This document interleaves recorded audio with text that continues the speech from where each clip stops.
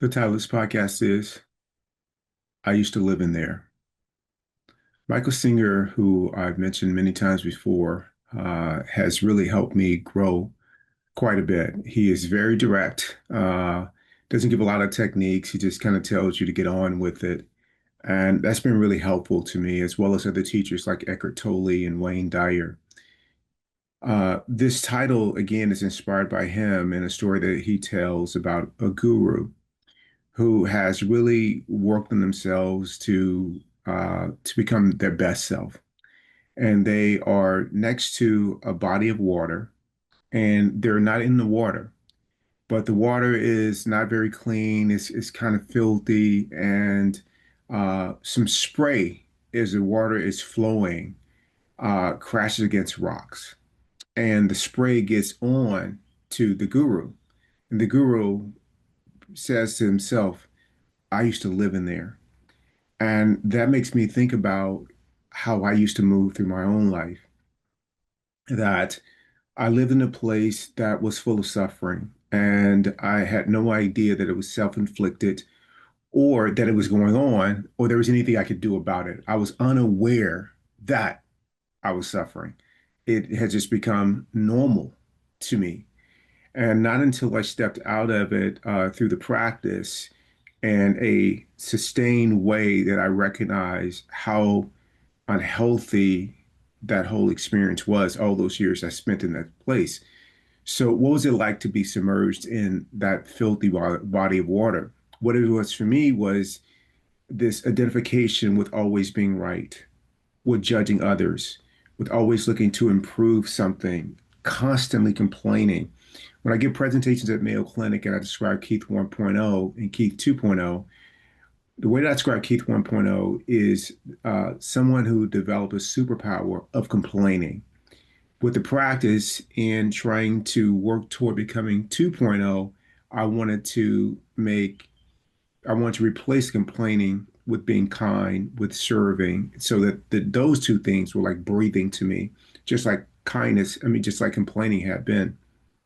And for the most part, I have done well with that. And I'm constantly scanning and looking for opportunities to improve in both of those areas of giving up complaining, of listening to my personal mind, and really being focused on being kind, being kind. So oftentimes people will ask me or share something with me and want to know what I feel about it. And when I go back to almost always is it kind?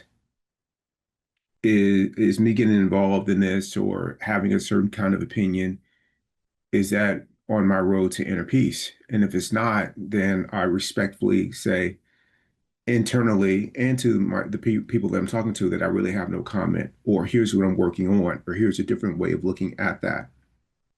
And that's been really, really helpful to me because I want to live just a peaceful life. I want to contribute. I want to give. I want to experience a lot of joy. I want to love with an open heart. And those are things that I didn't do consistently before when I was in that filthy water. But now that I'm not, I just cannot imagine going back to that place.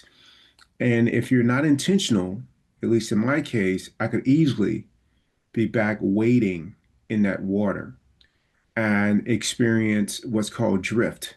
Is that the more and more you don't do the things that get you to a certain place, in this place I'm talking about is being kind and open-hearted, the more and more you make excuses or you don't stay committed to that path in a consistent way, you start drifting in the other direction. It pulls you that way.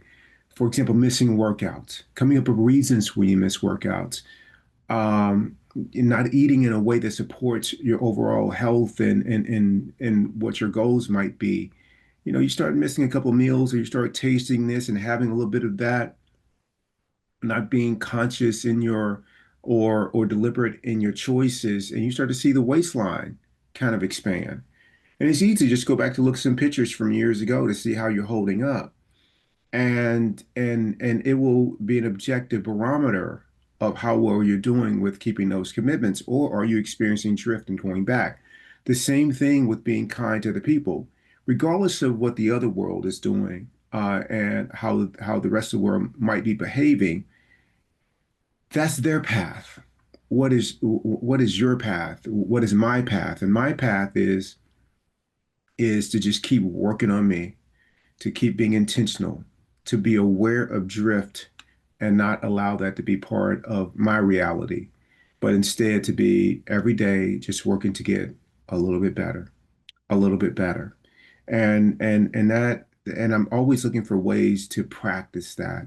You know, when I'm on a pickleball court, oftentimes I'm there with friends who are drilling or taking lessons with someone else, and I make it a point to go and pick up balls for them so their lesson can proceed without being interrupted by them having to stop and collect all the balls while they're being, going through a lesson with the coach.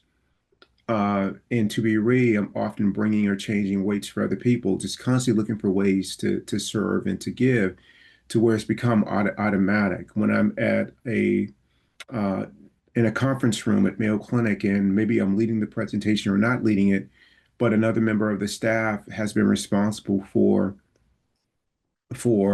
um, bringing food in for everyone and or setting up before anyone gets there.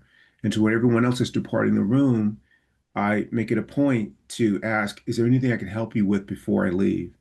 I just really want to be other oriented as opposed to self-focused. And the only time I want to practice being self-focused for the most part is when I got work to do on myself, because not doing so is going to cause me some suffering and suffering for others. So I really remember when I was in that water and life was not good. And even now, even now, things will happen in which the water will start to splash, or the water may look appealing to get into. But I've been around for a little bit, and I know where that's going to end. I'm just going to get dirty, which is not what I'm looking to do uh, in this case. And so I just really try to be mindful that in every situation, to keep the main thing, which is working on me. Something happens at work, like it did this week, in which they, laid out that they have a plan of what they want me to do differently than what I'm doing now.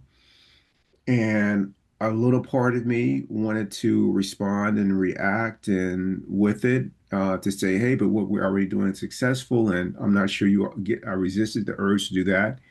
And I was like, let me just sit with this for a minute. Let me just be with it. Let me work on me being able to handle this internally and remembering that I'm here to serve, period. And in every circumstance, that's what I'm thinking. I'm thinking I'm here to serve.